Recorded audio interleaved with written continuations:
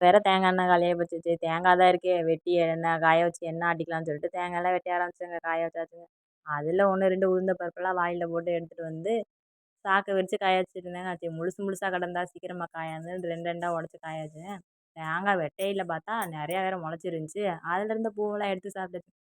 சரி பருப்போட கோழி காக்கா தூக்கிட்டு போயிருன்னு சொல்லிட்டு கொசுவல எடுத்துட்டு வந்து மூடலான்னு பார்த்தா கொசுவலையில ஓட்டையே இல்ல. சரி நான் அதையே தானே போட்டு மூடிட்டு வீட்டுக்கு கிளம்பலான்னு பார்த்தா கோழி தொட்டியில தண்ணி இல்ல.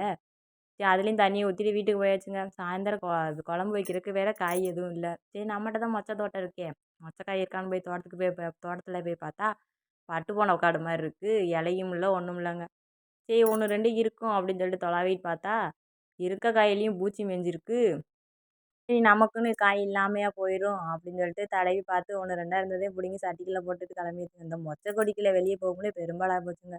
சரி நம்மட்ட தான் கொய்யா மரம் இருக்கே, கொய்யாக்காய் காய் எடுக்கான்னு பார்க்கலான்னு பார்த்தா ஒரு மரத்துல ஒரு கொய்யாக்காய் கிடந்துச்சுங்க. அத புடுங்க போகக்குள்ளே பெரும்பாடுங்க. கீழ பார்த்தா ஒற்றங்காய் வேற இருந்துச்சுங்க. அதையும் புடுங்கிக்கிட்டு, இன்னொரு வாரத்துல பார்த்தா ரெட்டை கொய்யாக்காய் கிடந்துச்சுங்க. அதுல ஒண்ணுல கிளி கொத்திருந்துச்சுங்க. அதையும் புடுங்கிட்டு வீட்டுக்கு கிளம்பியாச்சுங்க.